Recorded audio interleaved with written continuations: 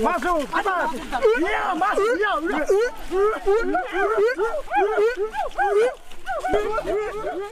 Kayu besi rawa sepanjang 17 meter ini disiapkan untuk membuat salib.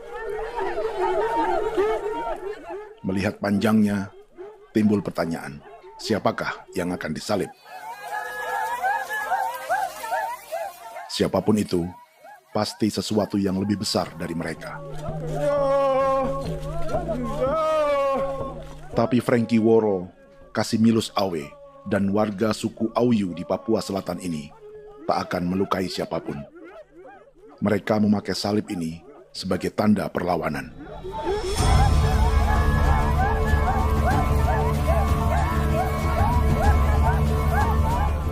Yang mereka lawan memang lebih besar, yaitu pemerintah Republik Indonesia. Pemerintah sedang mengincar 2,5 juta hektar hutan orang Papua untuk proyek tanaman industri pangan dan energi.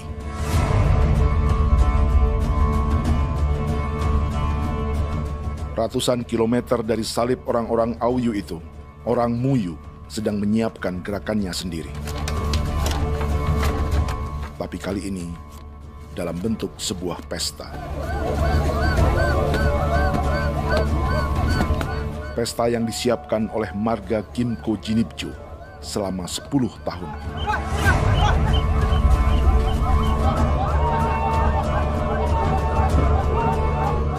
Sosok di marga ini adalah Willem Kimco, orang asli Papua yang tak punya kartu identitas kewarganegaraan manapun.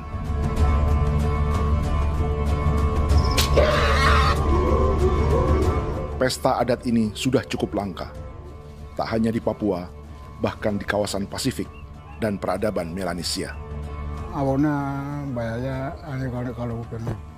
Intinya hati kau tidak bipnuka, dan jitana ya kati kau beri barang dipo. Kau memang ambil kau kuning. Ada gagasan dan gerakan sosial di balik pesta orang-orang Muyu ini, sama dengan gerakan salib merah yang dimulai orang-orang Auyu. Salib ini akan menjadi yang terbesar dari 1.800 salib merah yang telah ditancapkan berbagai suku di Papua Selatan dalam 10 tahun terakhir. Ribuan salib merah yang dipadukan dengan palang adat adalah tanda larangan yang menyatukan unsur-unsur adat dan agama. Kami percaya bahwa kalau memang kami sudah tidak mampu untuk menyelesaikan persoalan ini, dalam hal ini perusahaan tidak bisa masuk, berarti kami minta bantuan kepada nenek moyang dan Tuhan. Atribut perang orang Auyu ini diukir atau dilukis, digambar di batang salib ini dengan tujuan bahwa kami larang dengan sangat keras. Jadi apabila siapapun, baik dari antara kita sendiri yang melanggar batas ataupun pihak lain yang mengganggu keselamatan hak tanah adat kami, maka kami siap untuk melakukan ancaman perang. Salib-salib ini tidak ditancapkan di halaman-halaman gereja, melainkan di tanah dan hutan adat, di dusun-dusun sagu, dan di tempat-tempat yang disakralkan. Sebab 1.800 palang adat dan salib ini memang bukan semata tentang agama, tapi untuk mencegah negara dan perusahaan memasuki tanah dan hutan adat mereka. Papua bukan tanah kosong.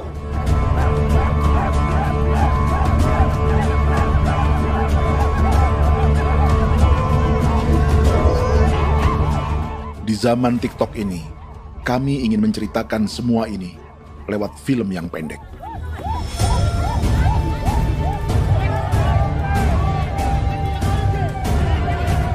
Tapi kami jelas gagal.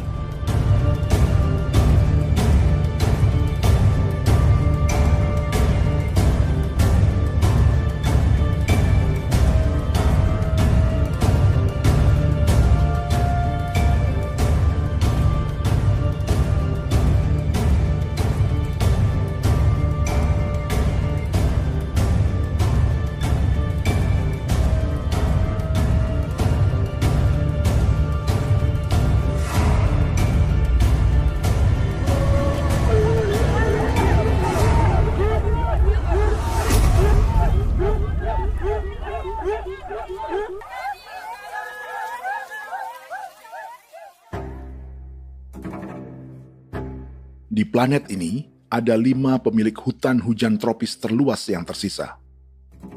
Kongo di Afrika, Brazil, Peru, Bolivia, dan Indonesia.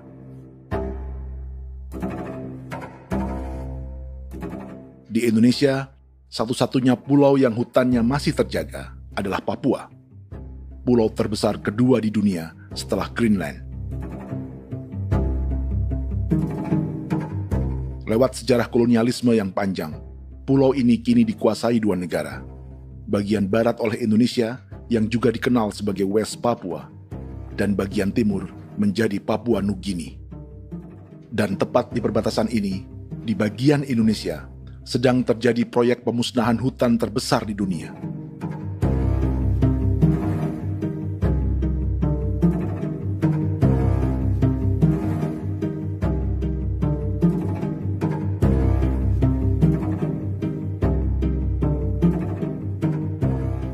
Pemerintah Indonesia sedang membuka lebih dari 2,5 juta hektar hutan untuk sawit, tebu, padi, dan peternakan. Ini disebut proyek strategis nasional untuk lumbung pangan dan energi yang jadi ambisi 3 presiden. Bagian terbesar direncanakan untuk mencetak sawah seluas 1,3 juta hektar. Lalu bagian lain akan ditanami tebu seluas 560.000 hektar untuk gula dan bioetanol. Setiap liter bensin di Indonesia akan dicampur bioetanol 10% atau E10. Ada 10 perusahaan di proyek ini, dan semuanya dimiliki oleh 1 keluarga saja. Berikutnya, ada areal sawit seluas 400.000 hektar untuk biodiesel. Targetnya mencampur 50% solar dengan minyak sawit atau B50. Dan terakhir, pemerintah akan membuka peternakan seluas 380.000 hektar. Jadi, apa yang salah dengan proyek pangan dan energi ini? 5 orang Papua dalam film ini akan menjawabnya.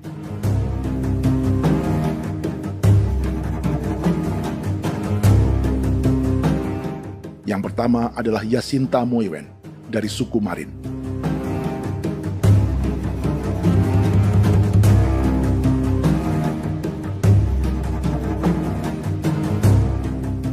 Yasinta dan warga di distrik Ilwayap di Merauke sudah menjadi korban. Hutan dan rawa sebagai sumber pangan dan ekonominya telah dihancurkan. Jalan sepanjang 135 km sedang dibuat, dan di kiri kanannya akan dicetak 1 juta hektar sawah. Mereka sulit menolak atau melawan. Salib sudah digeser, masih datang lagi dengan senjata mereka nih. Karena proyek ini juga dijaga tentara. Macam-macam senjatanya.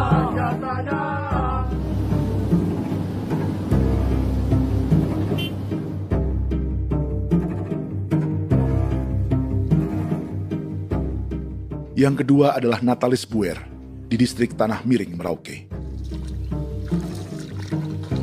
Petani milenial ini merasa ditelantarkan. Sebab setelah hutannya diubah menjadi sawah, sebagian sawah-sawah ini tak tergarap. Orang asli Papua seperti Natalis tak punya modal untuk benih, pupuk, perawatan, hingga ongkos panen.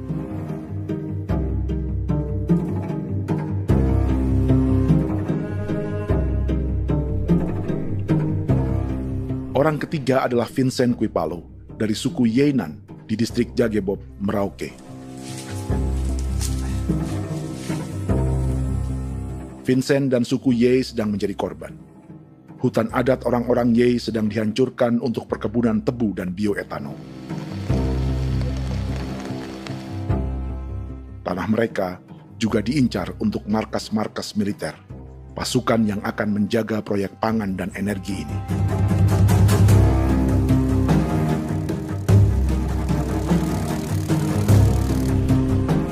Yang keempat adalah Frankie Woro dari suku Auyu di distrik Fofi, Kabupaten Bovendigul. Hutan dan tanah mereka terancam perluasan perkebunan sawit untuk campuran biodiesel atau B50. Orang-orang dari suku Auyu ini adalah calon korban. Merekalah salah satu pelopor gerakan Palang Adat dan Salib Merah. Meski kadang berseberangan dengan gereja yang mereka anggap lebih mendukung pemerintah dan perusahaan. Mereka bahkan sedang merencanakan gerakan yang lebih besar, dengan salib yang lebih besar. Tanah milik Somu Sobisiba itu bahwa tanah ini diciptakan oleh Tuhan dan memberikan warisan kepada kami. Kami ini hanya hak jaga.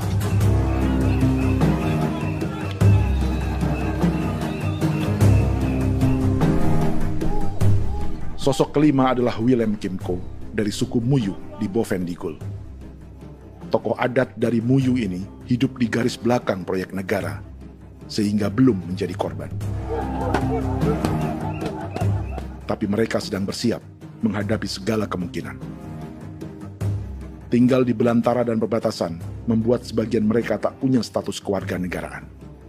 Tapi mereka telah hidup jauh sebelum ada Indonesia atau Papua Nugini.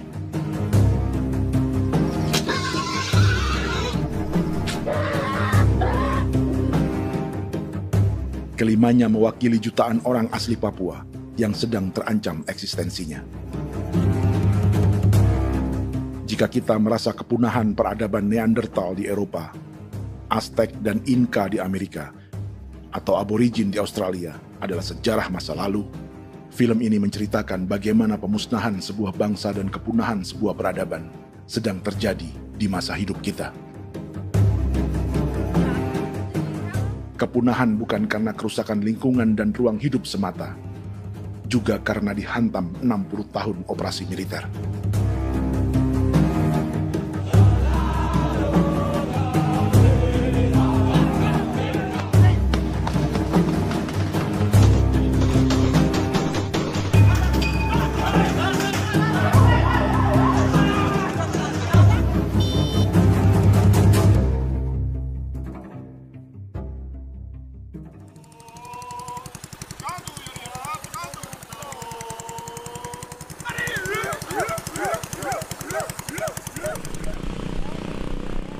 Frankie Woro dan orang-orang Auyu sedang berburu. Tapi lokasi perburuan mereka mulai dikuasai perusahaan perkebunan sawit.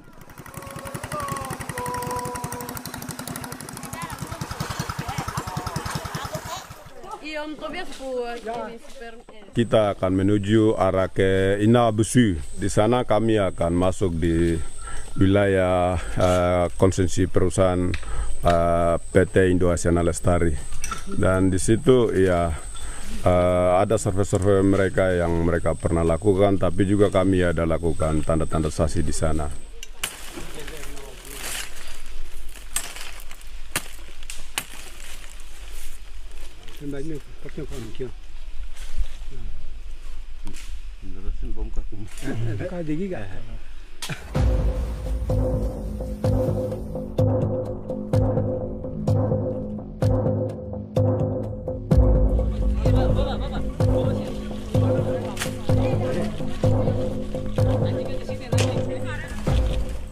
Dapat dengan yang induknya, tapi karena induknya dia lari dan terlambat kerja, akhirnya yang bisa kita dapat dia punya anak ini saja.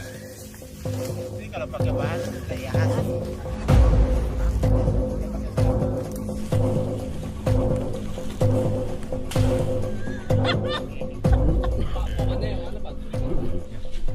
Pohon ini pohon bitanggur, dia punya kayu ini kita biasa gunakan untuk kerja perahu, dan juga kulit depu getanya itu kita pakai untuk kerja ini, panah-panah ini lem, jadikan lem ini, panah-panah. Hutan ini adalah supermarket bagi suku Auyu. Juga lumbung pangan atau bank untuk menyimpan deposito kekayaan alam. Hutan juga tempat yang penuh dengan sejarah suku, situs budaya, dan tempat-tempat sakral. Inilah yang sedang mereka pertahankan dari incaran pemerintah dan perusahaan. Untuk semua alasan ini, mereka menancapkan ribuan salib merah.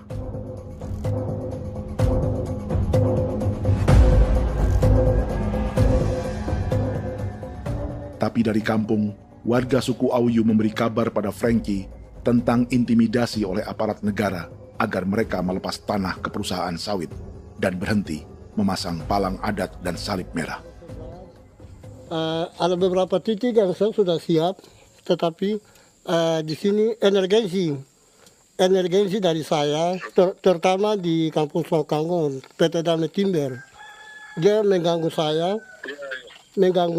dengan menggunakan kekerasan maupun pihak hukum.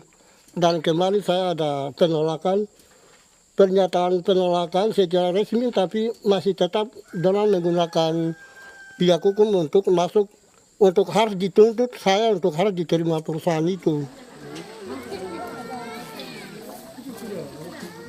Kita di situ ada 15 marga, tetapi 15 marga juga tidak setuju. Marga-marga siapa yang terima dan marga-marga mana saja yang menolak. Nanti kita lihat dari pertimbangan itu, dan di situ dan kita undang mereka untuk bicara dengan kami. Sebagai sosok yang aktif dalam gerakan, warga Auyu terus memberi informasi lapangan kepada Frankie yang tak selalu berada di kampungnya. Izin pernyataan yang mereka paksa saya untuk tanda tangan itu, tapi sementara saya tidak tanda tangan. Data semua ada di tangan saya. Ya. Baik, kalau gitu itu lebih bagus karena tanda tangan itu yang berbahaya. Iya. Tanda tangan itu yang lebih berbahaya karena sekarang ini modern dan canggih, dan itu yang mereka biasa pakai untuk tipu muslihat. Mereka biasa pakai itu di tanda tangan itu. Betul. Dari Bambisa juga di Sofia dia masuk untuk memaksakan kami marga untuk harus menerima perusahaan itu. Tapi kemarin kami sudah menolak. Babinsa di sini nama Bosco. Itu yang sekarang strategi militer yang sekarang mereka pakai. Jadi yang penting masyarakat itu yang benar-benar mau menolak siap dukung ketua marga siapa yang nanti tampil. Ini adalah peta konsesi sawit untuk biodiesel dalam proyek strategis nasional. Dan di distrik Fofi inilah, orang-orang Auyu hidup dari sungai dan hutan. Tapi Frankie di Bovendigul masih lebih beruntung. Setidaknya dibandingkan Yasinta Moyen di Merauke yang sudah kehilangan hutan dan rawanya.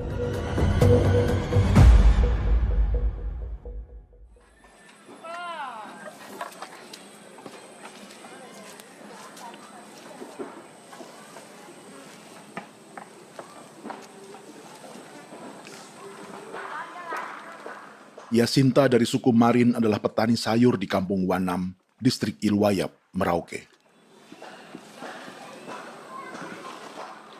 Memanfaatkan lahan yang ada, ia berkebun dan menjual hasilnya ke pasar kampung. Ini ekonomi warga di Wanam untuk menghasilkan uang, lalu memberi barang kebutuhan yang tak bisa mereka produksi sendiri. Tapi kehidupan sebenarnya ditopang oleh ekosistem hutan dan rawa. Inilah sumber pangan utama dan peradaban mereka.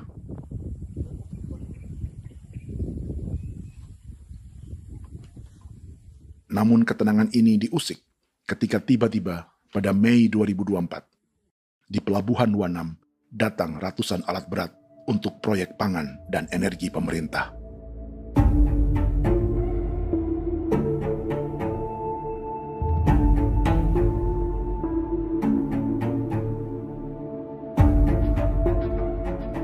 Kami masyarakat setempat kami tidak tahu. Kami kaget pagi-pagi kapal sudah ada di pelabuhan kami.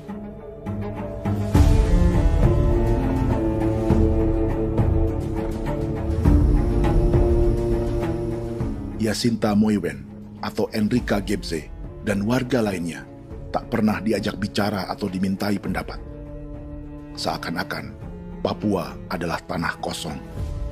Kita suka kaget yang dong bawa turun alat berat dong bawa turun, kita kaget masyarakat. Dorang subongkar itu kayu-kayu.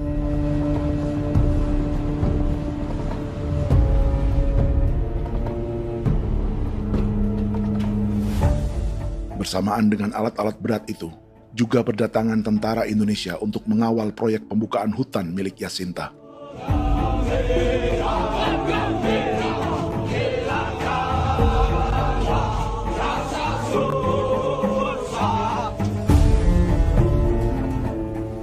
Ribu alat berat didatangkan dari Cina ke Papua oleh perusahaan bernama John Lin Group sebagai kontraktor pemerintah. Ini disebut sebagai pesanan eskavator terbesar di dunia dengan nilai 4 triliun rupiah. Misinya membuka hutan dan rawa milik orang Marin, salah satunya untuk membangun jalan sepanjang 135 km. Sementara di kiri kanannya akan dicetak sawah yang ditargetkan seluas 1,3 juta hektar. Jalan berupa garis lurus ini bukan rute tradisional ekonomi masyarakat. Jalan ini akan menghubungkan kawasan perkebunan sawit dan tebu di sebelah timur, juga untuk mobilisasi pasukan militer. John Lin Group adalah perusahaan yang dimiliki Andi Samsudin Arsyad atau yang dikenal dengan Haji Isam. Sebagian orang mengenalnya sebagai pengusaha yang hobi balapan mobil.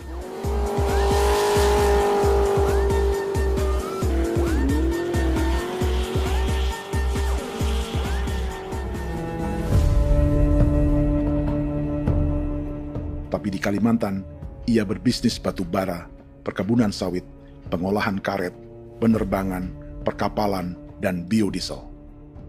John Lin Group kini juga menjadi pemilik perkebunan tebu dan pabrik gula terbesar di Indonesia. Sayapnya melebar dari Kalimantan hingga ke Bombana, Sulawesi Tenggara. Perkebunan tebu, pabrik gula, dan industri bioetanol inilah yang juga sedang dikembangkan di Papua. Foto ini adalah momen ketika Isam bersama kerabatnya, Menteri Pertanian Amran Sulaiman dan Menteri Pertahanan Syafri Samsudin meluncurkan program biodiesel atau B50 di Kalimantan Selatan. B50 artinya setiap 1 liter solar, 50%-nya akan dicampur minyak sawit. Perusahaannya, PT John Lin Agroraya, menjadi salah satu pemainnya.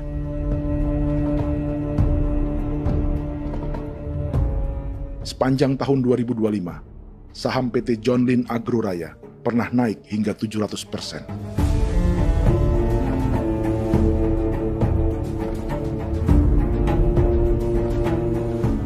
Perusahaan sawitnya yang lain, PT Pradiksi Gunatama, sahamnya bahkan pernah naik 4.000% hanya dalam 1 tahun. Dari harga saham ini saja, nilai kekayaan keluarga Isam diperkirakan mencapai 100 triliun rupiah lebih, menjadikannya salah satu keluarga terkaya di Indonesia dan salah satu pemain penting industri bioenergi. Dan di Papua Selatan inilah sebagian sawit-sawit untuk mendukung program B50 akan ditanam. Inilah tanah orang-orang Wambon, Muyu, Marin, Yei, atau Auyu seperti Frankie Ward.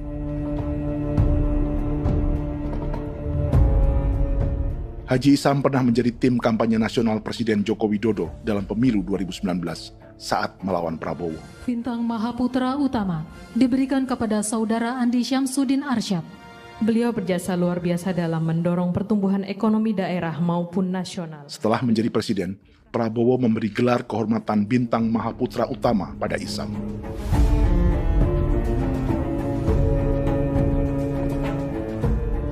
Sejumlah menteri Prabowo, juga kerabat dan orang-orang yang pernah bekerja di perusahaan Isam.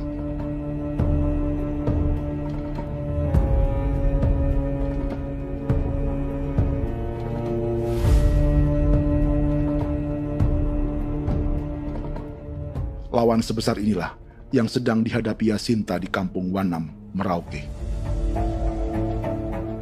Atau petani perempuan lain seperti Enrika Gebse. Jadi alam kita ini sudah rusak. Jadi kita itu biasa jalan dari sini tuh harus pasang jerat di situ, harus cari makan di situ lagi. Itu tempat-tempat itu pasang-pasang jerat, tempat babi, rusa, sekarang sudah tidak ada lagi.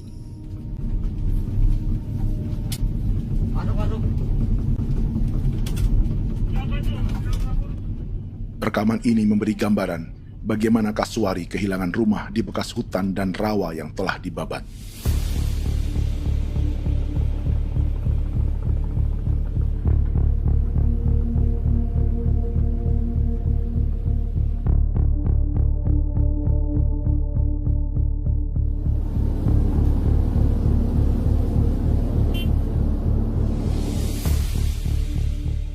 Keterlibatan tentara dalam proyek pangan dan energi di Papua memakai dalih bahwa ancaman terhadap negara kini tak hanya perang secara militer, tapi juga melalui pangan dan energi. Kementerian Pertahanan pun terlibat karena proyek ini dianggap operasi militer selain perang. Jadi tugas kamu adalah menjaga sumber cadangan pangan nasional. Macam-macam senjatanya, Proyek ini menambah panjang alasan mempertahankan kehadiran tentara di Papua dalam 60 tahun terakhir. Saat ini, jumlah tentara Indonesia di Papua mencapai 56.000 personel, atau ada 1 tentara untuk setiap 100 orang Papua. Bandingkan dengan rata-rata nasional, di mana hanya ada 1 tentara untuk 696 penduduk Indonesia. Itu belum termasuk polisi. Artinya, 1 orang Papua dijaga lebih banyak senjata dari rata-rata penduduk Indonesia. Tanah dan hutan diambil secara sepihak untuk kepentingan pembangunan batalion dan bandar antariksa. Ini bentuk perampasan masyarakat. Penolakan kehadiran markas-markas militer terjadi di sejumlah tempat di Papua. Tak hanya karena trauma dan ketakutan, juga karena mengambil tanah-tanah adat.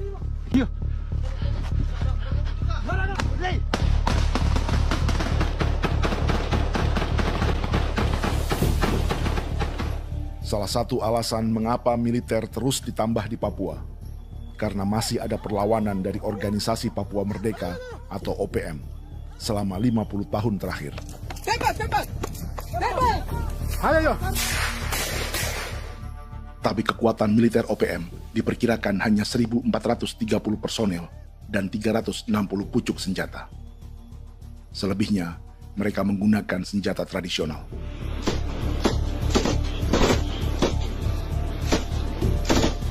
Dengan demikian, kekuatan tentara dan polisi di Papua 58 kali lebih besar dari gerilyawan Organisasi Papua Merdeka.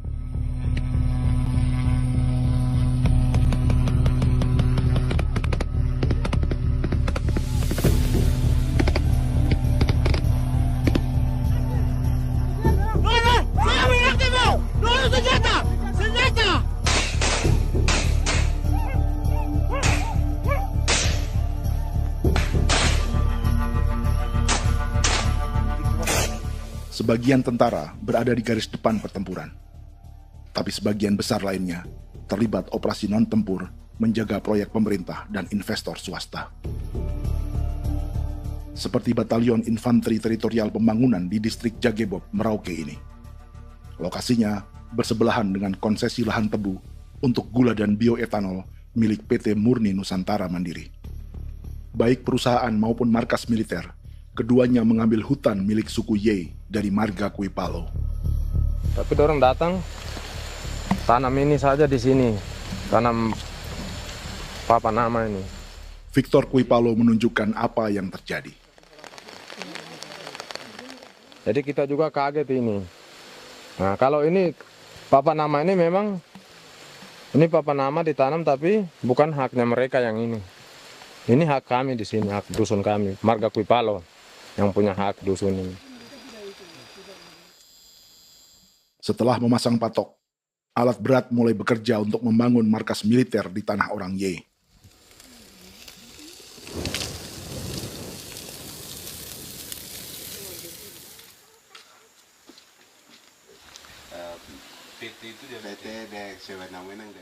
Kehadiran markas militer mengkhawatirkan warga yang pernah mengalami trauma. Takut kenapa? Kalau macam yang awal macam sekarang Bu Kampung hidup ini kan aman. Terus kenapa harus didirikan korem di sini? Bukankah dengan adanya korem semakin aman, ada tentara di sini? Kalau untuk kampung kayaknya tidak bisa aman kalau ada tentara, paling masyarakat dipukul itu ini. Kalau kampung hidup begini malah saya sejahtera dan saya punya masyarakat. Apa pernah ada pengalaman buruk sebelumnya dengan tentara di daerah sini? Ada yang cerita waktu pos-pos di sini tuh di 13, 12 itu zaman katanya Patimura. Memang kasihan. Malah kita punya orang ini yang dianiaya betul, dipukul. Disuruh kerja bakti tidak mau atau lama mencari, namanya kita pangkur sagu itu butuh waktu 1 minggu. Kalau lama begitu ya paling diseret apa pukul itu. Operasi militer Indonesia di Papua dimulai tahun 1962 lewat Operasi Trikora. Tapi perlawanan bersenjata pertama di Papua baru dilakukan tahun 1965 di Manokwari. Nanti tanggal 1 Mei jam 12.30 pemerintahan di Irian Barat mutlak akan jatuh di tangan.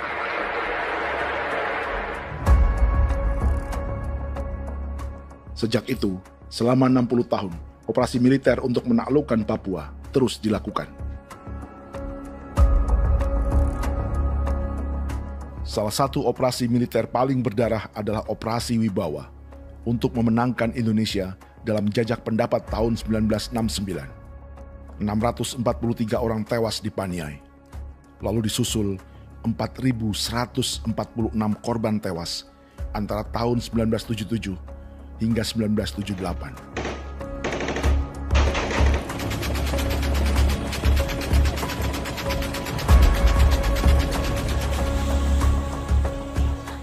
Operasi militer ini menimbulkan gelombang pengungsian hingga kini. Dewan Gereja Papua mencatat 103.000 orang menjadi pengungsi pada tahun 2025 dan nyaris tak diberitakan media-media Jakarta.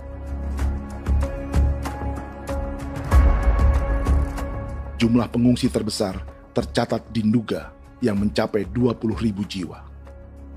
Banyak di antaranya yang sedang hamil, seperti Jubiana, salah satu pengungsi Nduga. Jadi ini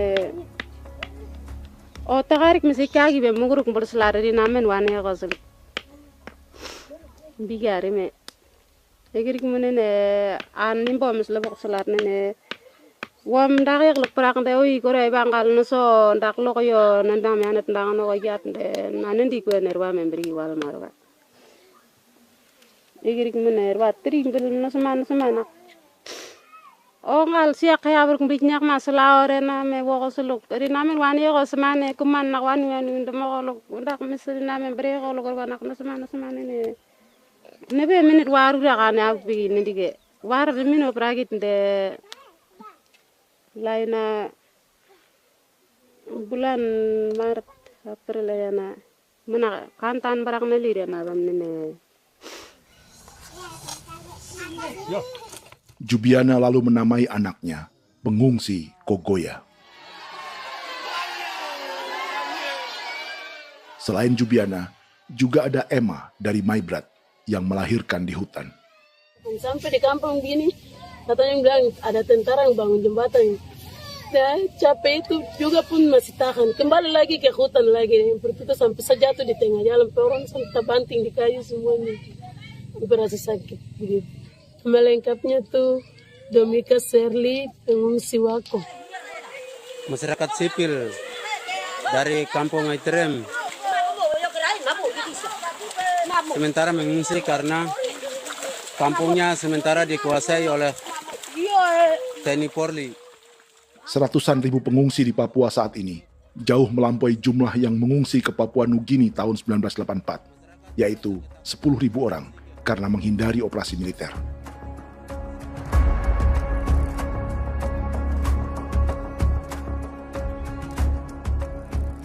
Bersamaan dengan operasi militer, eksploitasi sumber daya alam Papua juga dilakukan sejak masuknya tambang emas dan tembaga Freeport pada tahun 1967.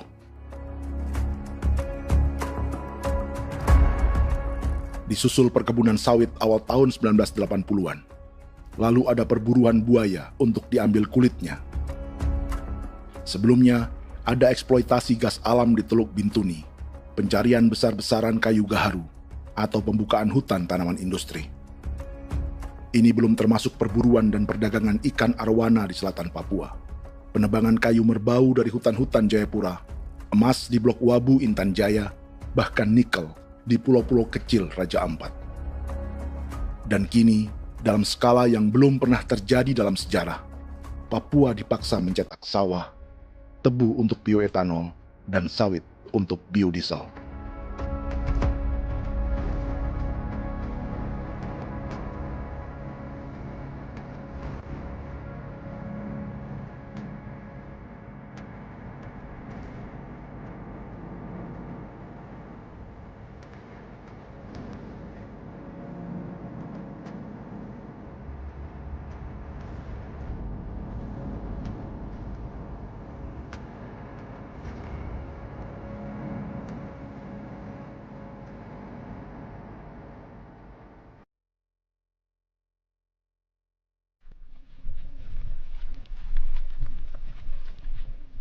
Inilah yang sedang menimpa keluarga Vincent dan Victor Kuipalo di Merauke.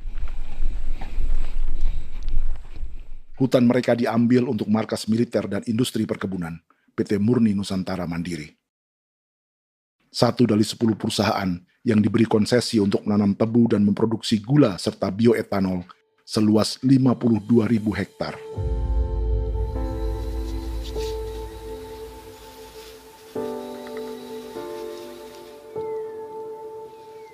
Perusahaan ini dianggap mengambil hutan dan tanah orang-orang Ye, terutama marga Kuipalo, yang memiliki hak adat terhadap 2.300 hektar hutan.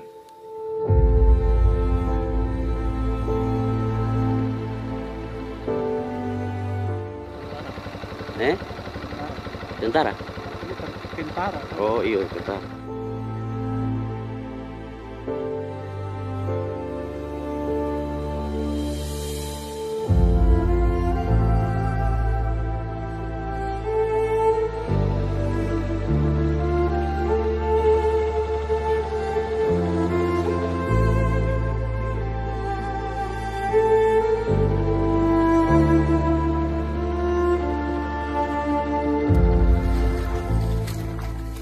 Keluarga Kuipalo sedang melihat apakah perusahaan semakin mengancam tanah mereka.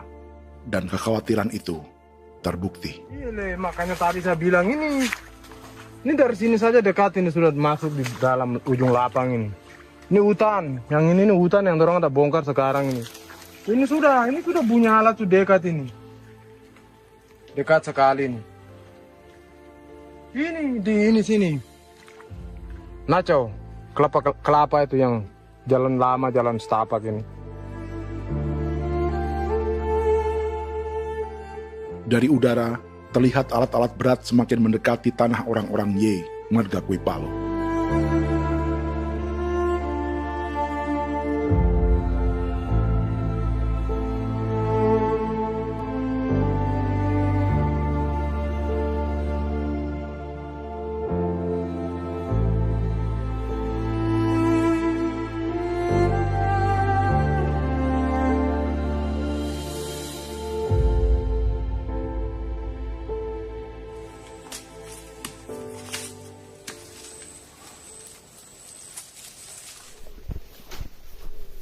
Keesokan harinya, Victor dan kerabatnya memberi tanda cat merah di pohon-pohon yang berada di batas tanah mereka.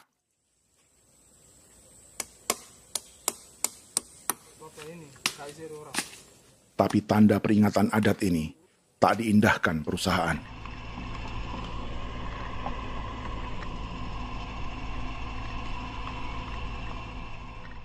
Dua bulan kemudian, perusahaan tetap memasuki tanah marga Kuipalo. Sama.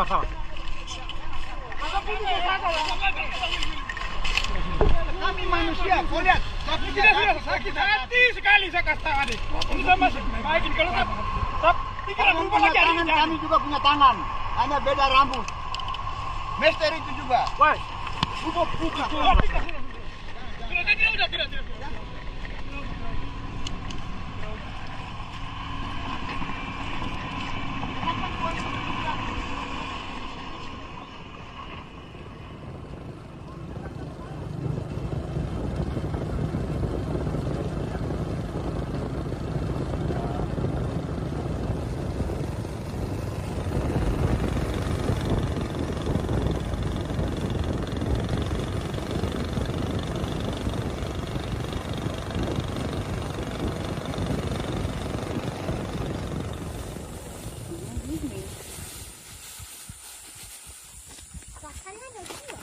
Kita masuk sini.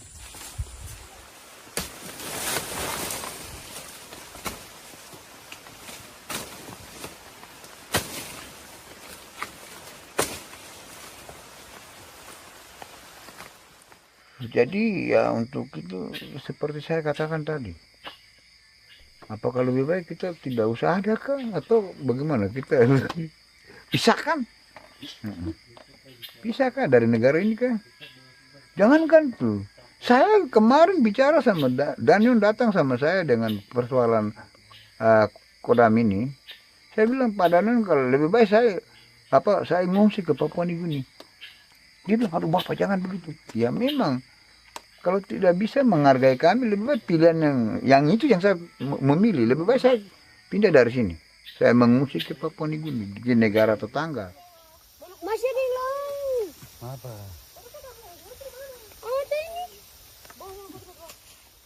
Karena saya bilang sama Kapolsek, Pak Agustus ini 17 Agustus saya tidak kasih naik bendera merah putih. Saya bendera ada, nanti saya taruh di meja. Bendera saya ada. Karena saya punya pikiran percuma kita ini merasa bahwa kita hidup di bawah naungan merah putih. Ternyata merah putih tidak lindungi kami. Tidak anggap kami sebagai kami rakyatnya. Dia lambang negara.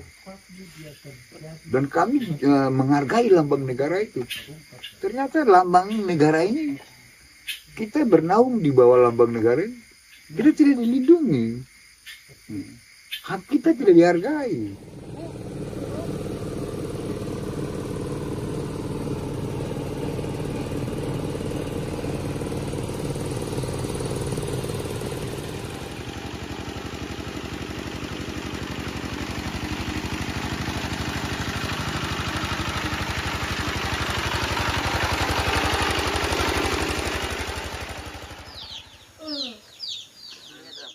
Marga Kuipalo dari suku Ye terus mendapat teror dan intimidasi agar melepas tanah mereka yang hanya dihargai Rp300.000 per hektar. Tapi mereka tidak berjualan tanah. Makanya mama itu tidak suka untuk lepas tanah. Untuk apa? Baru di dalam hutan itu ada obat-obat tradisi. Itu sudah Kalau macam ada sayur juga, kita ambil sayur yang dia tumbuh sendiri. Jadi kita ini mau kemana, kalau itu sudah digusur, ya habis. Kita ini jadi penonton. Jangan sampai kita ini duduk minta di jalan. Jadi kita tidak mau seperti itu. Makanya tanah itu kita tidak melepas. Tapi mungkin orang lain tuh dia senang saja. Lebih baik saya pegang uang merah dulu. Saya bisa beli-beli itu ini. Nanti datang uang sudah habis, gembel, mau cari kemana lagi, hutan sudah habis, mau makan ikan di mana, kali sudah hancur. Seperti Yasinta di Wanam, suara dan gerakan kaum perempuan Papua sangat nyaring dan tak bisa diabaikan. Saya sebagai perempuan tolak untuk perusahaan masuk di sini. Karena kalau saya terima anak-anak saya mau dikemanakan, mau tinggal di mana. Apapun yang terjadi saya tetap tolak. Demi tanah ini saya akan berjuang, demi saya punya anak-anak. Yang katanya mengutamakan anak Papua, nyatanya yang kerja kebanyakan ya orang-orang Jawa. Saya sendiri orang Jawa, tapi bukan mau bicara yang tidak-tidak. Memang kenyataannya seperti orang-orang Papua itu diterbelakangkan, kurang diutamakan, gitu.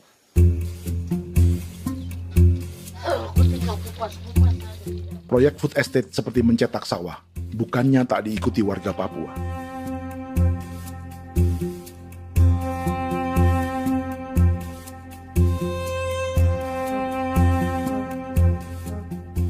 Salah satunya Natalis Buer di distrik Tanah Miring, Merauke.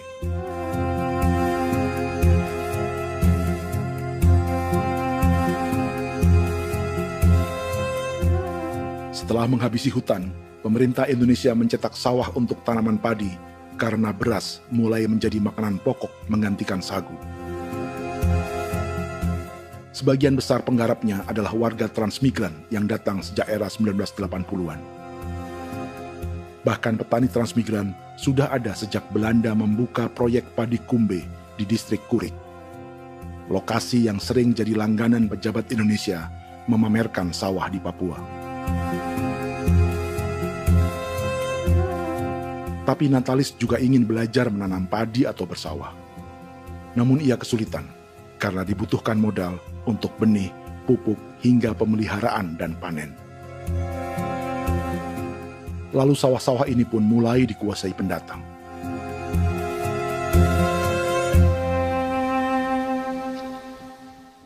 Tapi sejauh ini di kampung kami ini yang saya lihat memang ada kelompok kami punya di sini yang sudah tergabung dalam Gapoktan, kemudian masuk dalam optimalisasi lahan. Tapi baru saya anak asli yang punya lahan di sini. Mereka tidak punya. Pemerintah dalam hal ini adalah Kementerian Pertanian bersama-sama Kementerian Pertahanan yang dalam hal ini pada garis di bawahnya adalah TNI Angkatan Darat memberikan support yang maksimal kepada masyarakat khususnya di Merauke dalam rangka. Saya kemarin habis 9 juta. 9 juta ya? Iya, 9 juta karena dia sudah tidak dipakai toh. Ya. Perempuan Papua seperti Filomena juga mau bertani. Pemerintah memberi bantuan Rp900.000 per hektar lewat program optimalisasi lahan atau OPLAH. Tapi dibanding biaya produksi dan harga jual gabah, Filomena mengaku berkali-kali rugi dan kini memutuskan tak lagi menggarap sawahnya. Terus kita harus cari uang untuk kombe. Betul. Karung kita beli. Karung beri sendiri lagi. Tenda kita beli. Ini dari yang offline ini don tidak siapkan. Tidak ada.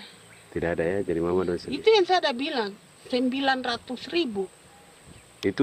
Itu modal untuk? Oh, untuk kerja sawah ini. Mulai dari kerja sampai nanti panen. Panen. Wih, ngeri sekali. Iya, lucu toh? Tidak dapat itu. Betul, Mam. Kalau disuruh tanam ubi berhektar-hektar, mari datang. Kita tahu cara rawatnya bagaimana, iya. Tanamnya bagaimana, tanam model bagaimana supaya hasilnya model begitu. Kita tahu. Kalau yang ini kan kita baru belajar. Sebagian hutan milik warga Senayu di Merauke sudah dibuka untuk sawah dan kebun tebu oleh PT Global Papua Abadi. Proyek pertanian ini dikerjakan oleh Kodim Merauke. Mereka melepas sebagian tanah karena ingin belajar bertani. Saya punya nenek moyang tidak ajar saya tanam padi. Tapi saya mau berubah. Generasi saya yang berikut ini besok lusa tidak bisa makan pisang, sagu. Namun program optimalisasi lahan yang dijanjikan dengan berbagai bantuan tak dirasakan Filomena. Obat rumput beli, obat padi beli, jonder kita bayar, bahkan bibit mati kurang, dari bibit lagi beli. Jadi saya memang kalau program pemerintah saya sama sekali saya tidak suka. Baku tipu saya.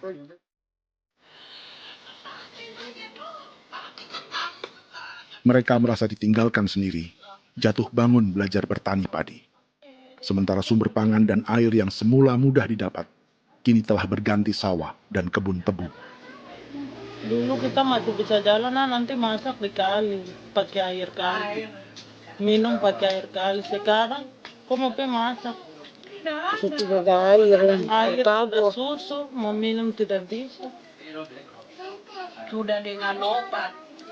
Drone semprot itu saja drone. Drone yang semprot.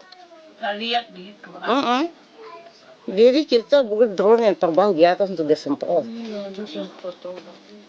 Dong lempar pupuk di bawah ya dia mengalir ke kali. Mengalir ke kali, ke rawa-rawa.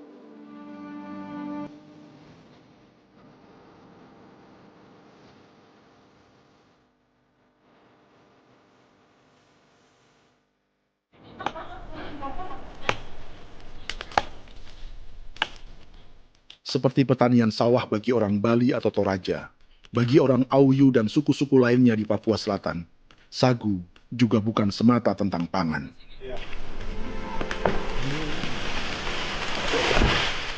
Bagi orang Auyu dan Marin, sagu adalah kerabat, sosok orang tua, sosok nenek moyang yang harus dijaga dan dilindungi. Lagi bikin apa mama ini mama? Pakai toko itu sagu.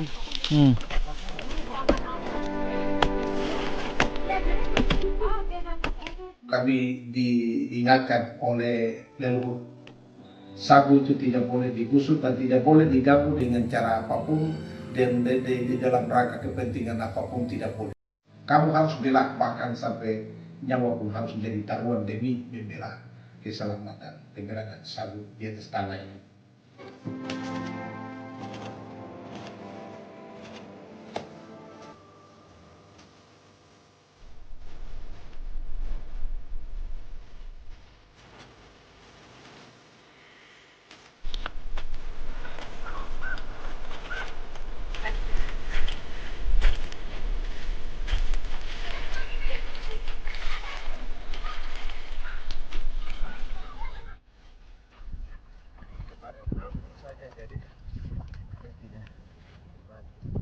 Menurut Natalis, pemerintah di Jakarta mendefinisikan lumbung pangan semata urusan beras dan mencetak sawah.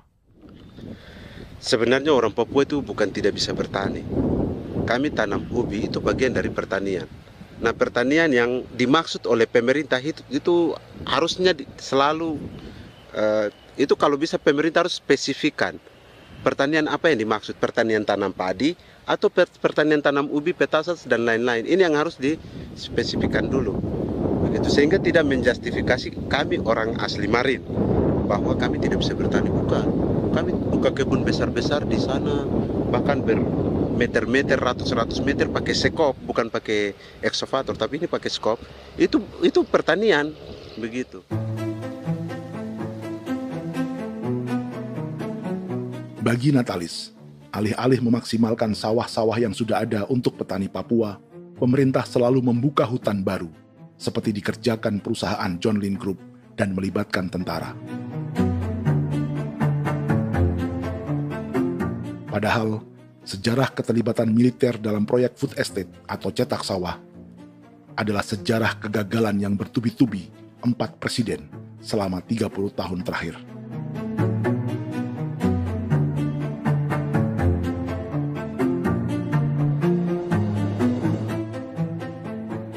Papua bukan yang pertama menjadi proyek lumbung pangan yang melibatkan tentara.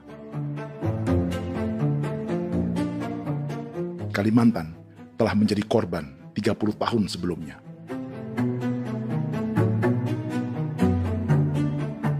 Ini adalah bekas hutan yang sudah dibuka di Pulang Pisau, Kalimantan Tengah. Tahun 1996, di era Presiden Jenderal Soeharto, ia menghabisi 1 juta hutan di lahan gambut untuk mencetak sawah demi memenuhi ambisi swasembada beras, bukan swasembada pangan. Hutan tropis Kalimantan dihabisi dalam skala yang belum pernah terjadi dalam sejarah. Di bawah rezim militeristik, tak ada yang berani melawan keinginan Soeharto, termasuk orang Dayak seperti Kuneng. Nggak bisa jalangi itu. Nggak boleh jalangi. Ya kalau ada kata-kata aja menghalangi, sudah kita diseret ke kepolisian dulu. Atau bisa langsung di PKI-kan. Iya, di PKI-kan gitulah. Jadi kita tuh nggak berani apa-apa dulu tuh. Ya. Apa maunya aja. Misal bilangnya A. Setahun setelah pengundulan hutan skala besar itu, tahun 1997, Untuk pertama kalinya, Kalimantan mengalami kebakaran lahan dan kabut asap terbesar dalam sejarah.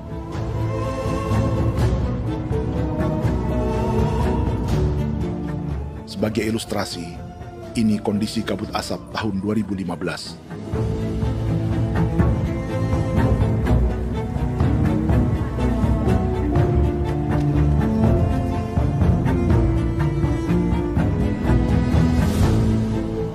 Proyek 1 juta hektar sawah Jenderal Soeharto itu gagal.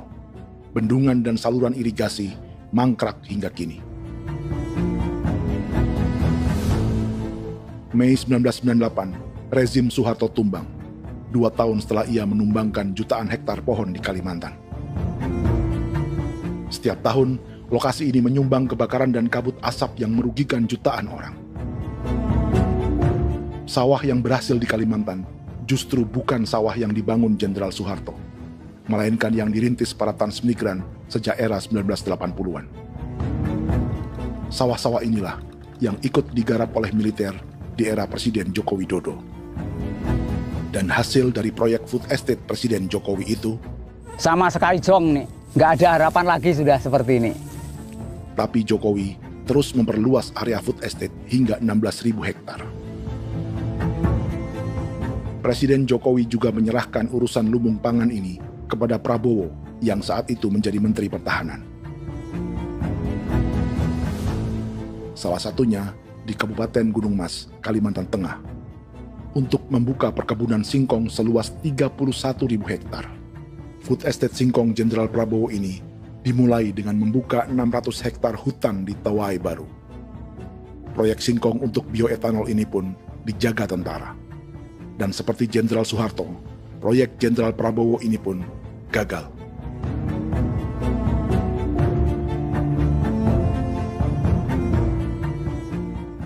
Dengan reputasi ini, Joko Widodo dan Prabowo justru sedang membuka 2,5 juta hektar di Papua.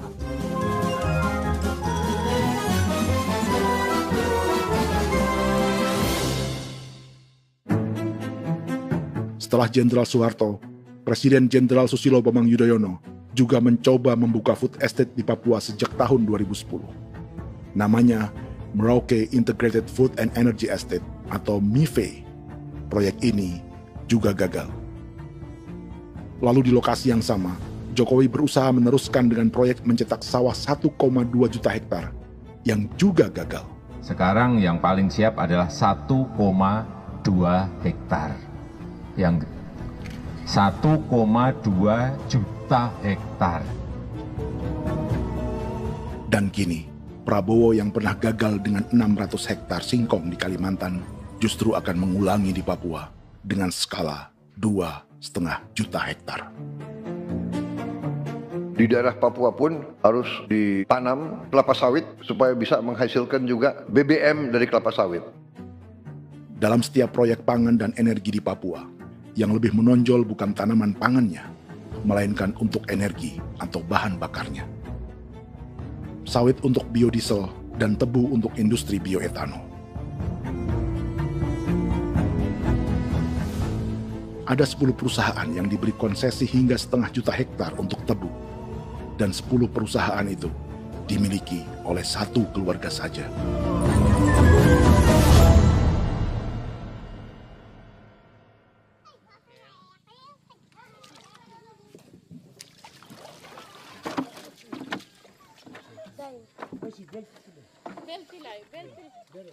Para perempuan Auyu di Bovendigul akan berangkat memancing.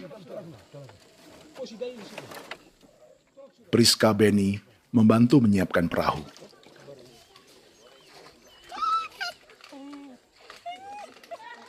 Mereka akan mengumpulkan bahan pangan di hutan untuk persiapan acara penancapan salib merah berikutnya.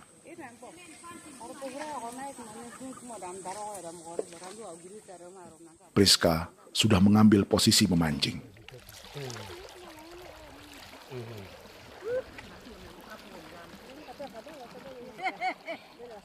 .800 salib merah telah dipasang di wilayah adat berbagai suku di Papua Selatan untuk menghalau perusahaan sawit dan tebu.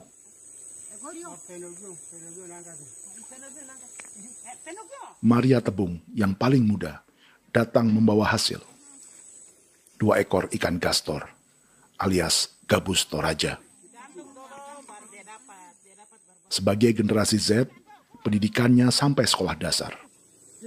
Di perusahaan perkebunan seperti sawit atau tebu, ijazah SD hanya bisa menjadi buruh kasar. Tapi ia tak tertarik.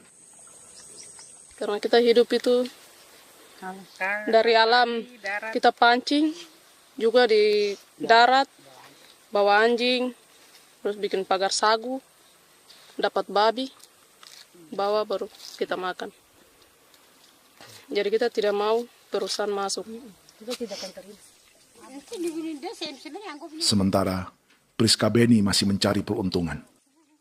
Tapi baginya, menjadi nelayan di Sungai Fofi masih lebih baik daripada bekerja 9 tahun di perkebunan sawit. Sudah pengalaman, jadi kita tidak mau lagi. Berapa lama ketika kerja itu? Selama di sana. 9 tahun di sana. 9 tahun? Saya baru pulang dari perusahaan. Selama 9 tahun kerja di sawit, bisa punya rumah kah? Atau tidak. Motor kah? Tidak. Johnson kah? Tidak. Cuma makan saja. Pendapatan juga kan tidak lebih. Habis dimakan.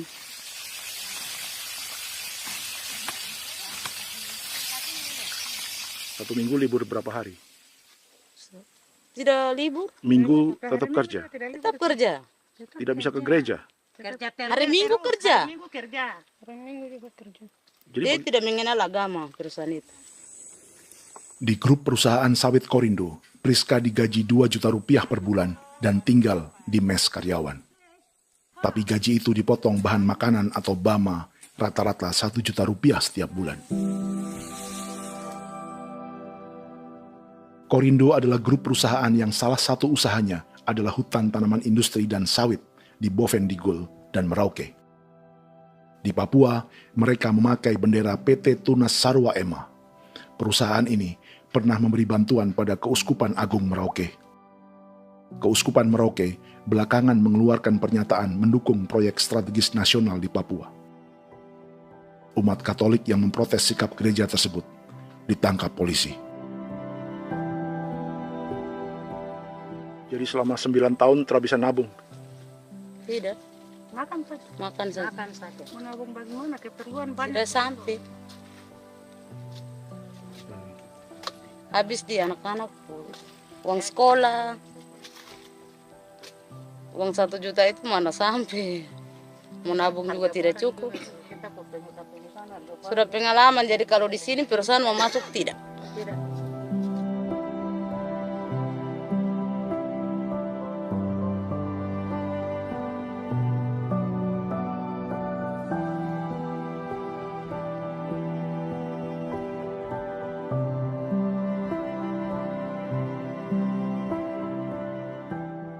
Dan menu makan siang seperti ini agaknya sulit bagi buruh sawit atau tebu yang digaji 2 juta rupiah per bulan.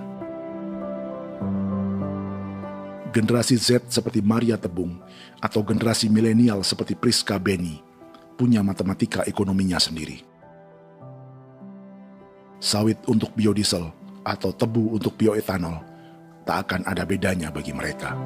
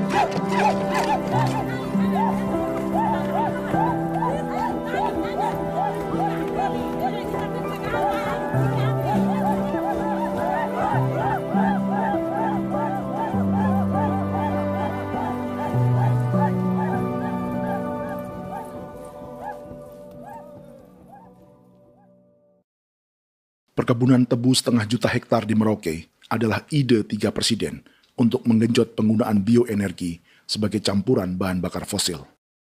Selain swasembada pangan, swasembada energi di daerah Papua pun harus ditanam kelapa sawit supaya bisa menghasilkan juga BBM dari kelapa sawit.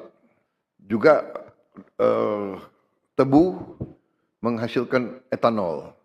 Singkong, kasava juga untuk menghasilkan etanol. Bioetanol adalah bahan bakar nabati atau tumbuhan yang dapat dicampur dengan bensin. Sama dengan program biodiesel yang mencampur solar dengan minyak sawit. Pertamina saat ini sudah menjual BBM bioetanol dengan campuran 5% yang dipasarkan dengan merek Pertamax Green 95. Tapi pemerintah ingin menaikkan kadarnya menjadi 10% atau E10. Maka ke depan kita akan mendorong untuk ada E10. Kemarin malam sudah kami rapat dengan Bapak Presiden. Bapak Presiden sudah menyetujui untuk direncanakan mandatori 10% etanol. Idenya untuk mengurangi ketergantungan pada bahan bakar fosil yang diimpor dan menimbulkan polusi.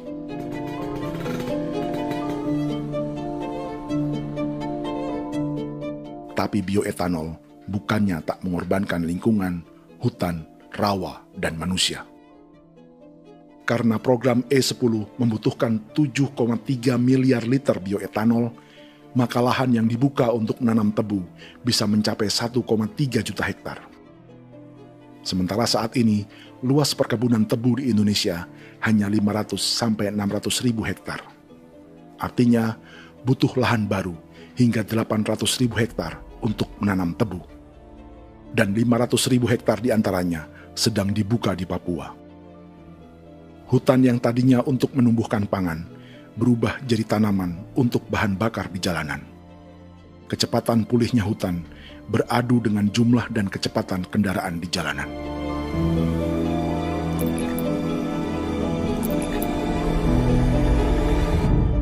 Dahaga terhadap energi tak pernah bisa dipuaskan. Setelah minyak sawit untuk biodiesel, dunia kini merambah singkong, jagung, dan tebu untuk bioetanol. Benua Amerika, Eropa, sebagian Afrika, hingga separuh Asia kini mulai memakai bioetanol sebagai campuran bahan bakar.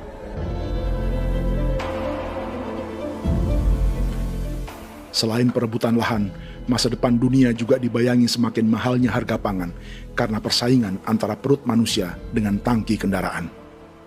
Ini adalah lokasi perkebunan tebu dan bioetanol PT Murni Nusantara Mandiri yang mengancam tanah Vincent Quipalo dan orang-orang Ye di Merauke.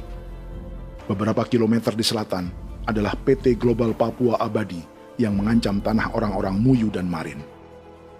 Dua perusahaan ini adalah bagian dari 10 perusahaan yang mendapat konsesi lahan untuk tebu dan bioetanol di Merauke. Batas konsesi mereka bahkan sama dengan batas negara Indonesia dengan Papua Nugini. Salah satu ciri bahwa peta konsesi ini dibuat di Jakarta dari atas meja. Sama seperti kolonial Inggris dan Belanda ketika mereka membagi Pulau Papua dengan garis lurus pada abad 19. Seakan Papua adalah tanah kosong. Bedanya, meski peta konsesi ini mengatur batas 10 perusahaan, tapi perusahaan-perusahaan ini sebenarnya dimiliki oleh satu keluarga saja. Ini nama 9 dari 10 perusahaan tebu dan bioetanol di Merauke, Papua. 99% saham mereka dimiliki sebuah perusahaan bernama PT Merauke Nusantara Manis. Sementara 1% sisanya dimiliki PT Merauke Gula Mandiri. Tapi saham kedua perusahaan ini dimiliki PT Merauke Sugar Group. Dan perusahaan ini 90% sahamnya dimiliki pengusaha bernama Angelia Bonaventure Sudirman, serta perusahaan bernama Zico Trust dan Resource Harvest. Lalu 10% lainnya dikuasai PT Papua Energi Abadi, yang pemiliknya adalah Dudi Christian dan Angel Madeline. Sekarang, mari kita lihat siapa mereka. Angelia Sudirman adalah keponakan dari salah satu konglomerat sawit Indonesia, Martias Fangiono. 9 perusahaan di Papua ini berada di bawah bendera Merauke Sugar Group. Dan Merauke Sugar Group hanya satu dari 7 grup perusahaan milik keluarga Fangiono.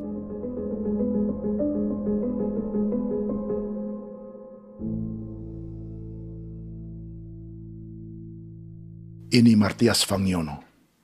Seperti Haji Isam, Martias selama ini dikenal sebagai pengusaha sawit yang kini merambah bisnis tebu dan bioetanol. Ini momen saat penanaman perdana tebu di Merauke bersama Presiden Joko Widodo Juli 2024. Di sini juga ada anak Martias Fangiono, yaitu Wirastuti Fangiono. Wirastuti adalah salah satu yang menonjol dari keluarga Fangiono. Tahun 2025, Forbes mencatatnya sebagai konglomerat termuda dengan kekayaan 23 triliun rupiah yang mengendalikan 2 grup usaha, FAP Agri dan Surya Dumai Industri. Keduanya adalah perusahaan sawit dan biodiesel. Anak dan bapak ini adalah investor utama bagi Jokowi dan Prabowo untuk proyek tebu dan bioetanol di Papua. Sementara yang ini adalah Martua Sitorus, pemilik raksasa agribisnis dunia, Wilmar International, yang juga memegang konsesi sawit di Papua lewat berbagai perusahaan. Tapi Martua kini memakai bendera baru, yaitu KPN Corporation, atau Karunia Prima Nastari. KPN inilah yang memiliki kelindan bisnis dengan keluarga Fangiono untuk proyek tebu Merauke. Apalagi grup Wilmar yang didirikannya juga pemain gula utama di Australia. Tahun 2010, Wilmar membeli 100% saham perusahaan gula terbesar Australia, Sucrogin.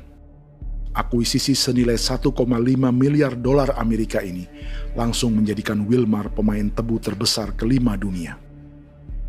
Sebagian bibit tebu yang ditanam di Merauke adalah varietas yang dikembangkan Lembaga Riset Gula Australia atau Sugar Research Australia. Sugar Research Australia lalu menjalin kontrak pengembangan bibit dengan PT Global Papua Abadi milik Fangiono.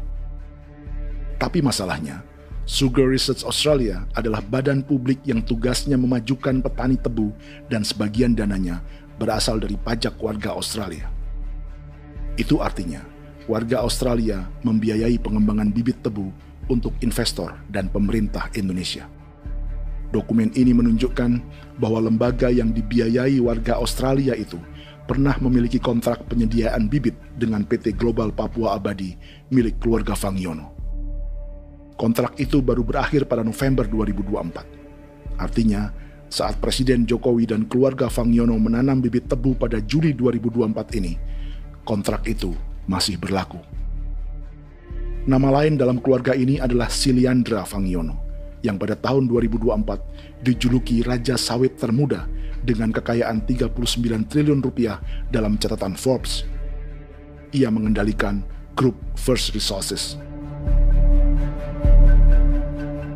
Secara umum, keluarga Fangiono memiliki 20 perusahaan di Sumatera, 32 perusahaan di Kalimantan, 1 di Jakarta, 2 di Singapura, dan 25 perusahaan di Papua. Di Papua, perusahaannya tersebar dari Sorong, Mapi, hingga Merauke. Para politikus dan pejabat Indonesia terus membesarkan konglomerasi, meski Martias Fangiono pernah divonis 1,5 tahun penjara karena kasus pembalakan liar dan kebun sawit ilegal tahun 2007. Sementara tahun 2022, Wilmar terlibat kasus korupsi ekspor minyak sawit dan divonis mengembalikan kerugian negara 11,8 triliun rupiah. Tumpukan uang ini disebut sebagai pembayaran dari grup Wilmar yang diterima secara simbolis oleh Presiden Prabowo pada Juni 2025 lalu. Tapi peran raksasa biodiesel dan bioetanol dunia ini belum akan surut di Indonesia. Bahkan sebaliknya. Sebuah dokumen presentasi bisnis dari Wilmar International Limited pada tahun 2010 ini bisa menjadi petunjuk. Presentasi ini bagian dari proses pembelian 100% saham raksasa tebu Australia, Sucrogin. Dalam presentasi ini, Wilmar mengaku ditawari konsesi lahan 200.000 hektar di Papua, atau dulu disebut Irian Jaya, untuk menanam tebu. Dengan penerbangan hanya 2,5 jam dari kantor Sucrogin di kota Townsville ke Merauke, Wilmar akan mengawinkan bisnis gula dan bioetanolnya menjadi pemain dunia. Dan lokasi yang diincar oleh Wilmar adalah distrik Ilwayap di Merauke, kampung halaman Yasinta Moiwen. Dan persis disinilah 14 tahun kemudian ribuan eskavator John Lynn Group milik Haji Isam mulai membuka hutan sebagai kontraktor pemerintah. Presentasi dan gagasan ini dibuat oleh Wilmar pada Juli tahun 2010. Sebulan kemudian, Agustus 2010, pemerintah Presiden Susilo Bambang Yudhoyono meluncurkan proyek Lumbung Pangan dan Energi Merauke atau Merauke Integrated Food and Energy Estate. Targetnya membuka lahan 1 juta hektar dalam 5 klaster yang masing-masing 200.000 hektar. Angka yang sama dengan presentasi Wilmar. 5 tahun kemudian, 2015, giliran Presiden Joko Widodo yang mau melanjutkan proyek pangan dan energi 1,2 juta hektar. Menjelang pensiun sebagai presiden, Jokowi kembali menggencarkan proyek ini dan melibatkan Prabowo sebagai Menteri Pertahanan. Jokowi lalu mendukung Prabowo sebagai presiden berpasangan dengan anaknya, Gibran Rakabuming Raka sebagai wakil presiden. Kini, setelah menjadi presiden, giliran Prabowo yang melanjutkan proyek bioetanol dan biodiesel dengan memobilisasi militer dan melibatkan pejabat-pejabat yang juga para elit partai koalisinya.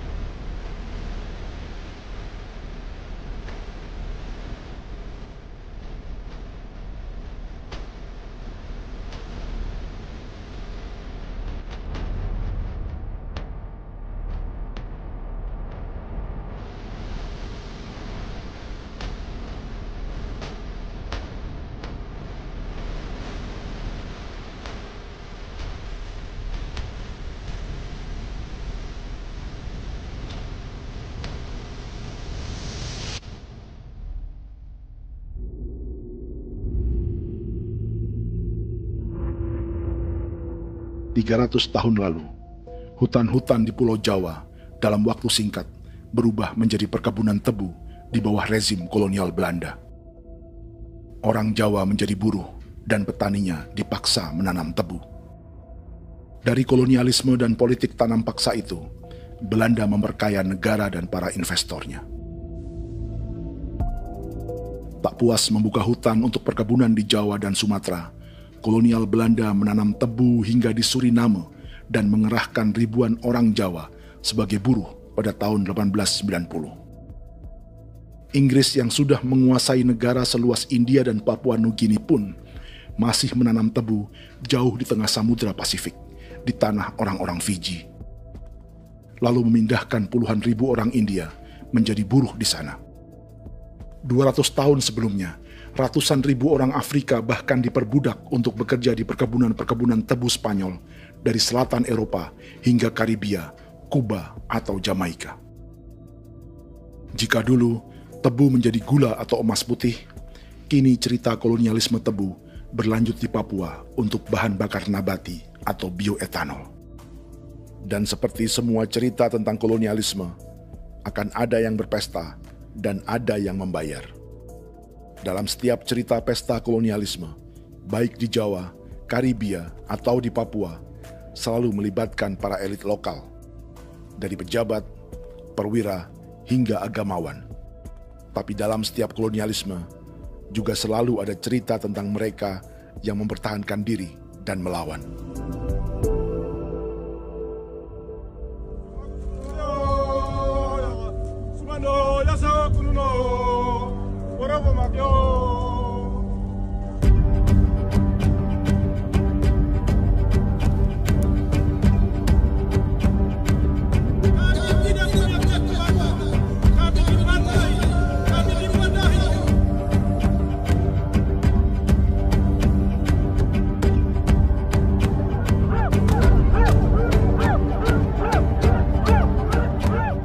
Dalam sejarah Gereja Katolik banyak pemimpin-pemimpin yang adalah, tanda petik itu adalah Judas-Judas juga.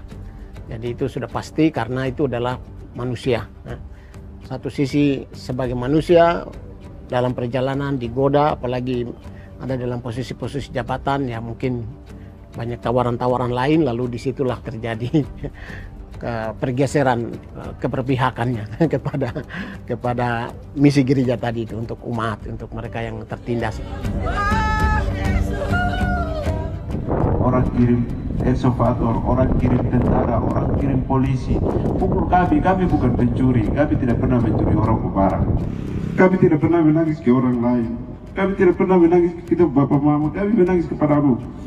Tuhan kami lemah. Aku tidak tahu. Di hijau Cikuya, orang lain datang ke bangsa kami, ke wilayah kami untuk kasih habis kami.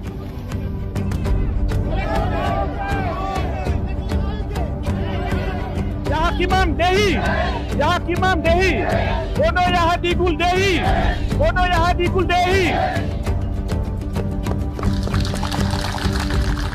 Kita buat sasi seperti begini untuk menolak perusahaan apapun yang masuk di tanah kami. Kalau kita kasih, kita bikin rusak sekarang, kita punya generasi berikutnya mau dapat kemana. Jadi kita nyatakan sikap di sore hari ini, kami tolak.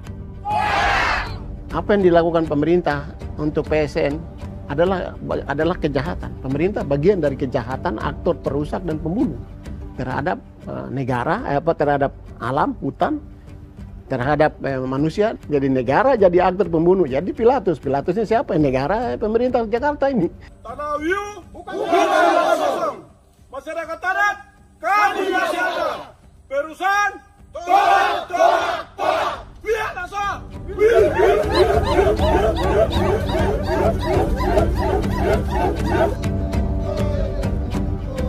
Jika tanah adat dan hutan adat hilang, kami mau hidup di mana? Maka di sini saya mau bilang, negara jangan tipu-tipu kami lagi.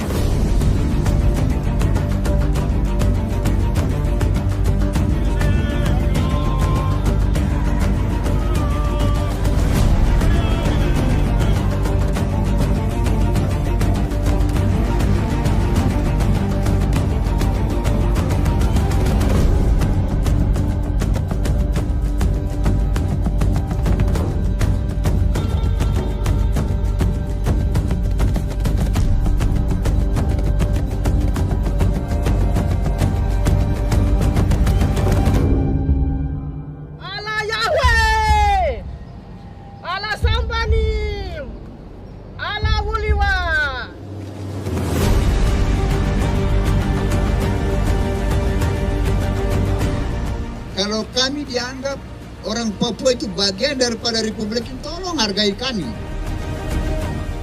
Dengan adanya PSN, PT John Hindrop yang sudah menerobos tanah kami dan hutan kami, merusak alam kami.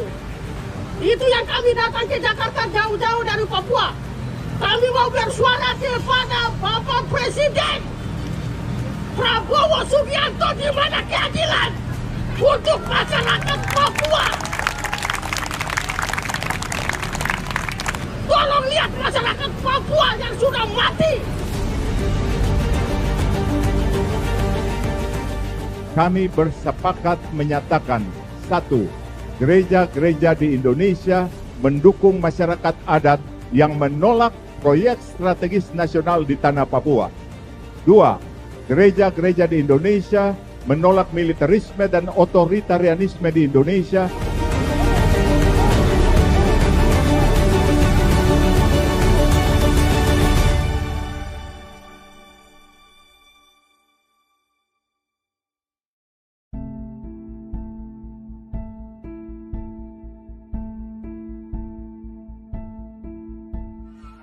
Kita sering merasa banyak hal buruk sudah jadi cerita sejarah.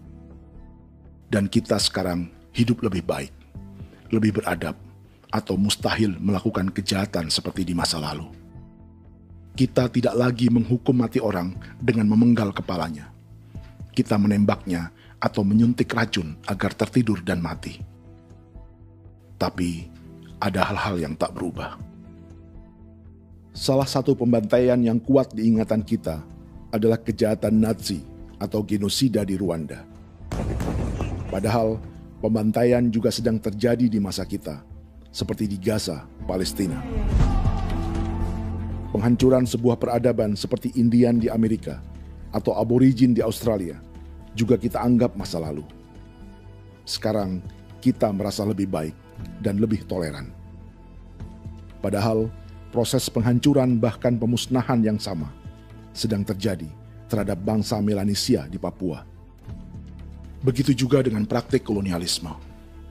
Kita merasa penjajahan seperti dilakukan Portugis, Inggris, atau Belanda sudah menjadi sejarah.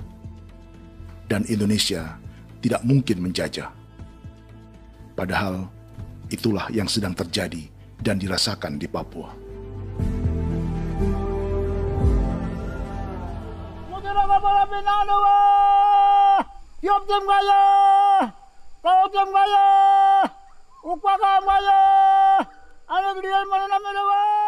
Jalannya sejarah ini disadari Willem Kimco di pedalaman Bovendigol, Papua.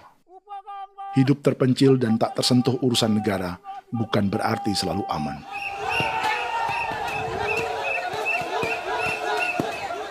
Untuk sampai di tempat ini, orang-orang Muyu menempuh 2 hari berjalan kaki mengarungi hutan, lembah, dan sungai. Termasuk mereka yang datang dari perbatasan Papua Nugini. Mereka berkumpul untuk memenuhi undangan pesta adat yang disebut Awon Atatbon atau Pesta Babi. Yang mengundang adalah marga Kimco Jinipjo. Yang dituakan di marga ini adalah Willem Kimco.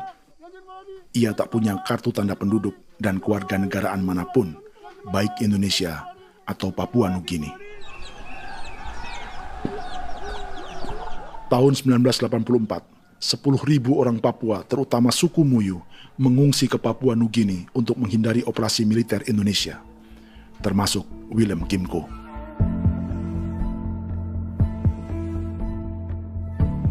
Apa yang membuat pesta adat ini istimewa? Apa bedanya dengan acara serupa yang dihadiri pejabat, tokoh agama, LSM, atau yang direkam oleh kru televisi dan konten kreator? 18. Pertama, untuk membuat pesta babi, orang Muyu perlu persiapan selama 10 tahun. Sebab, babi-babi yang akan jadi bagian dari pesta ini tak boleh dibeli, alias harus dipelihara sendiri. Babi-babi ini bukan bantuan pejabat pemerintah, gereja, atau LSM.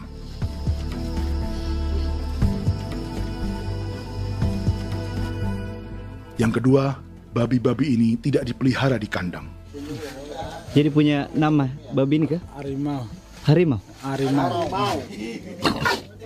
Dia kulit dengan ini bulu di harimau, macam harimau begitu, yang kasih nama harimau.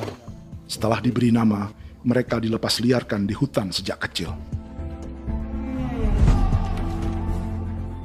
10 tahun kemudian, jika tiba saatnya pesta, para pemburu akan mencari mereka di dalam 479 hektar hutan milik marga Kimco. Suku atau marga lain tak akan mencurinya di hutan, karena mereka sudah punya babi dan wilayah masing-masing. Itu artinya, mereka harus tetap menjaga dan mempertahankan hutannya, agar babi-babi bisa hidup. Demikian juga dengan lahan pangan mereka, yang menumbuhkan sagu, keladi, atau aneka sayuran.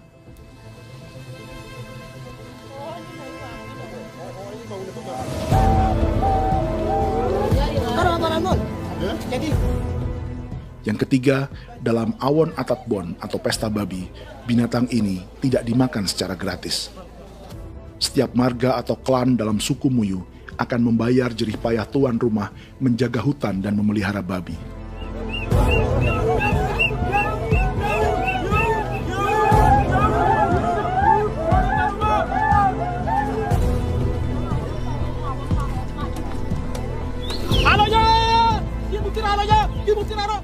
Ini seperti arisan untuk menjaga budaya dan lingkungan. Bagian dari budaya dan ekonomi timbal balik yang ditandai dengan siklus memberi dan menerima.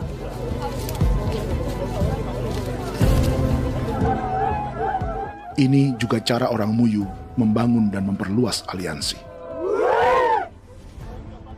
Awon bet begul bet ulan yau kandoet asat peda nani asat peda ni liga nani o ado amte nani menini tene ya ke kepo ke mau kau di mana kepo ke mau mayat ni kep tetek mau yang ko kep kan in between ini ke iftore wen ne tene ya kadek me oke kepo nanti ku tahu kamu kepo ke pasar itu orang kon kene man gini wani koko kati bolon ya bengo koko kuning bolon ya. Jika Willem Kimco dan marganya bisa menjaga hutan dan wilayahnya, marga lain ikut diuntungkan sebagai sebuah ekosistem. Demikian juga sebaliknya. Alasan keempat, mengapa pesta babi ini memiliki tempat khusus dalam peradaban orang Muyu, karena Willem Kimco khawatir peradaban mereka akan punah, menyusul ancaman terhadap ekosistem dan hutan. Setiap marga atau klan harus mengkonsolidasi diri dan membangun aliansi.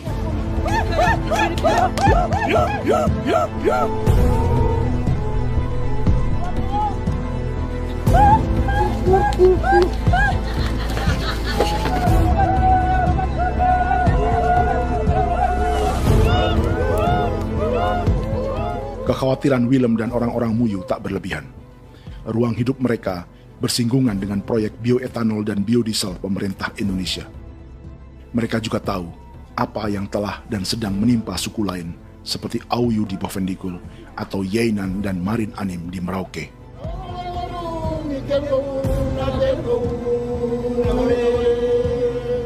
Jika suku-suku lain menggunakan palang adat dan salib merah sebagai gerakan perlawanan, orang-orang Muyu memakai pesta babi untuk mempersiapkan diri dan konsolidasi. Sebab berbeda dengan saat mengungsi tahun 1984, kali ini yang datang ke tanah orang-orang Muyu tak hanya tentara, juga alat-alat berat bersama para pebisnis pangan dan energi.